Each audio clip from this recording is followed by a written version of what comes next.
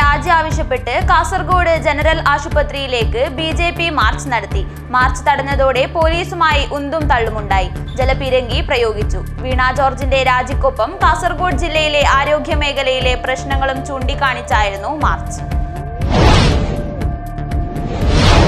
കേന്ദ്ര സർക്കാർ അവഗണനയിൽ പ്രതിഷേധിച്ച് AITUC കാസർഗോഡ് ജില്ലാ കൗൺസിലിംഗിന്റെ നേതൃത്വത്തിൽ കാഞ്ഞങ്ങാട് ഹെഡ് പോസ്റ്റ് ഓഫീസിലേക്ക് മാർച്ച് നടത്തി. വിവിധ ആവശ്യങ്ങൾ ഉന്നയിച്ചാണ് മാർച്ച് നടത്തിയത്. ബാലസംഘം അജാനൂർ ഫസ്റ്റ് വില്ലേജ് സമ്മേളനം നടന്നു. മാണിക്കോത്ത് വെച്ചാണ് സമ്മേളനം നടന്നത്. കേരള സംസ്ഥാന വ്യാപാരി വ്യവസായി സമിതി അമ്പലത്തറ യൂണിറ്റ് കൺവെൻഷൻ നടന്നു. അനുമോദന പരിപാടിയും സംഘടിപ്പിച്ചു.